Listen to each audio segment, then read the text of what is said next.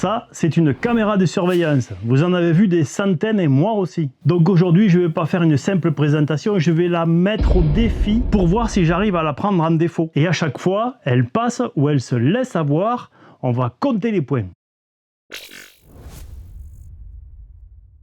Mais d'abord, 30 secondes pour planter le décor, après on attaque, c'est promis. Cette caméra, c'est une caméra solaire 4K pour l'extérieur. Donc pas de prise, pas de fil à tirer dans le jardin.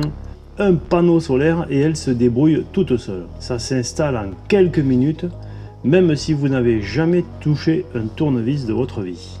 Et sa particularité, c'est ça. 2 objectifs indépendants. Un ultra grand angle pour voir large et un téléobjectif qui zoome 5 fois pour les détails.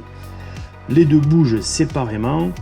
Sur le papier, ça veut dire pas d'angle mort, sur une grande surface. Mais sur le papier. Donc on va vérifier ça tout de suite. Premier réflexe à l'installation, on va dans l'appli vérifier qu'on est à jour du firmware. C'est toujours comme ça qu'il faut faire et ça évite la moitié des galères. Premier défi, traverser sans se faire voir. Est-ce que je peux traverser tout l'espace sans que la caméra me lâche? Avec une caméra simple objectif, je vise la zone qu'elle ne couvre pas, je passe, point final. Là, j'ai 2 yeux qui regardent chacun de leur côté. La caméra te suit. Il n'y a aucun trou.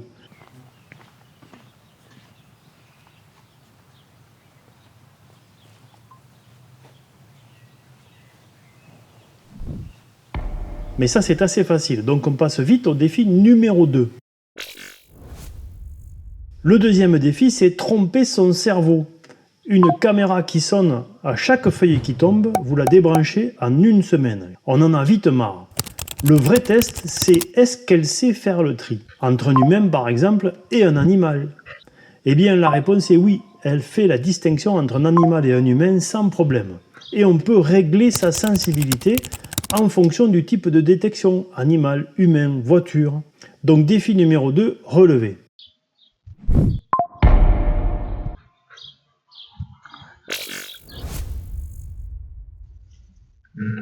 On passe au défi numéro 3 et pour ça, on va dans le noir. La nuit, c'est là que 90% des gens veulent une caméra. Et c'est là que beaucoup de caméras décrochent. On coupe les lumières, on joue les ombres et on regarde ce qu'elles voient vraiment. Elles voient quasiment comme en plein jour. Donc le défi numéro 3 est relevé. Défi numéro 4, à partir d'où je deviens invisible. Ou plutôt, à quelle distance on me détecte? Quelle est sa portée réelle? Parce qu'ils annoncent une détection jusqu'à 18 mètres. Alors on va tester parce que 18 mètres, c'est vraiment très précis comme chiffre. Je fais le tour, je me cache derrière les arbres et je regarde à partir de quand je suis détecté. Puis, je mesure à quelle distance je suis de la caméra. Parce qu'une caméra qui vous prévient quand le gars est déjà sur le perron, ça ne sert pas à grand chose. Donc ici, la distance réelle d'accrochage de la cible, c'est quasiment 18 mètres. Je ne peux pas me reculer plus, dans mon jardin est trop petit. Donc défi numéro 4, validé. Défi numéro 5, détection de 2 intrus en même temps. Le vrai argument du double objectif, c'est bien celui-là. 2 mouvements en même temps. Imagine un intrus qui rentre dans ton jardin pendant que la tondeuse fait son parcours. La caméra détecte aussi la tondeuse. Est-ce qu'elle va faire le distinguo? Car une caméra normale, simple objectif, devra choisir entre une des 2 cibles. Ici, elle suit les 2. Donc la réponse est oui. Elle est capable de suivre 2 mouvements simultanés et d'envoyer une alarme. Défi numéro 6, est-ce qu'on a l'alerte avant que l'intrus soit reparti? Le délai de réception de l'alarme dépend bien sûr du réseau et de l'endroit où tu es. Si tu es en haut de la montagne et que tu ne captes pas, tu auras l'alarme quand tu reviendras. Mais tu auras un enregistrement sur la carte SD. Dans cet exemple, même si j'arrive derrière des arbres, je suis détecté dans la seconde. Et je suis à plus de 16 mètres de distance de la caméra. Donc là, il n'y a pas photo. Et j'ai poussé le vis jusqu'à me mettre à 18 mètres derrière le camping-car et ça marche parfaitement. Donc le défi numéro 6 est relevé haut la main. Et ce n'est pas fini. Voyons le dernier défi. Dernier défi, si je passe vite, est-ce que la caméra me détecte? Donc je passe vite, en courant, puis même en vélo, est-ce qu'elle me suit sans me lâcher? La réponse est oui, et elle envoie une alarme. J'ai fait le test avec mon chien qui va beaucoup plus vite que moi, même en vélo, et bien là aussi, elle détecte le chien et elle envoie une alarme. Défi numéro 7, relevé avec succès, mais il y a un point sensible dont il faut parler. Alors, est-ce que sur la carte SD, on reconnaît encore quelque chose? Ou est-ce que ça finit en pâté de pixels? Les images enregistrées sur la carte SD sont en 4K à 30 images par seconde. Et j'ai fait bien sûr le test avec des qualités de vidéo en 4K sur le téléphone, sur l'application. Et là, j'ai un problème, ça lag énormément. À cette définition, la vidéo est complètement hachée.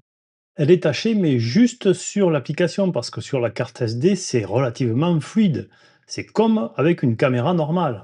Et même si l'enregistrement du téléphone semble beaucoup plus clair que l'enregistrement de la carte SD, je ne peux pas rester en enregistrement 4K sur l'application.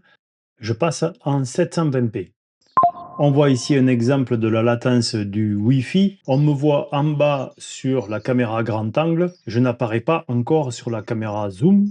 C'est sur l'application. Il y a un décalage et on voit la rotation de la caméra zoom avec la latence. Et c'est dû à un mauvais Wi-Fi chez moi. Et je suis obligé de baisser la qualité de la vidéo pour pouvoir arriver à voir le flux vidéo dans l'application. Ça ne change rien à la qualité de l'enregistrement sur la carte SD, juste sur l'application. Maintenant, parlons de l'autonomie, car cette caméra a une alimentation solaire et il faut savoir si on a besoin de monter à l'échelle de temps en temps pour la recharger via l'USB. C'est quand même un point important. Elle est arrivée à l'atelier avec 26% de charge. Et en un jour et demi, elle était chargée au maximum avec le soleil. Ça peut paraître long, mais pour l'autonomie, il faut comparer avec la consommation. Et là, pas besoin de sortir les instruments de mesure. Sur l'application, donc contrôlable à tout instant, on a l'état de la charge de la batterie, l'état de la recharge solaire et l'état de la consommation. Et on voit que les moments où je l'utilise, elle consomme bien sûr, mais un peu, même si je la sollicite beaucoup, alerte, mouvement, test, etc. Elle ne consomme quasiment rien en fait, donc même si le temps est couvert, plusieurs jours, pas de problème de batterie. Elle reste chargée et la caméra alimentée. Donc de ce côté, il faut absolument se rassurer.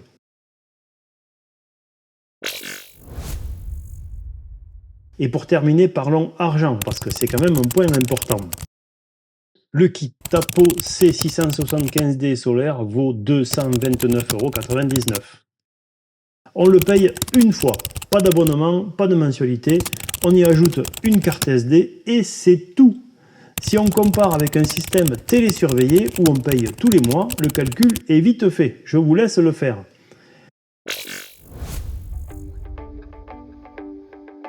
Cette caméra est faite pour ceux qui ont un grand jardin ou une résidence secondaire à surveiller pendant les vacances et pour ceux qui ne veulent ni fil ni abonnement. Dans ce cas-là, elle coche toutes les cases. Si on veut juste surveiller une porte d'entrée à 2 mètres, c'est pas vraiment la caméra la plus adaptée. Dites-moi ce que vous auriez rajouté, dites-moi quel défi vous auriez aimé voir, je lis tous les commentaires. Bien sûr, si cette vidéo vous a aidé, un pouce bleu et un abonnement, ça aide la chaîne. Et sur cette chaîne, il y a plus de 700 vidéos disponibles sur le bricolage. Donc n'hésitez pas à aller y jeter un coup d'œil. Merci d'être passé par là et rendez-vous dans un prochain épisode.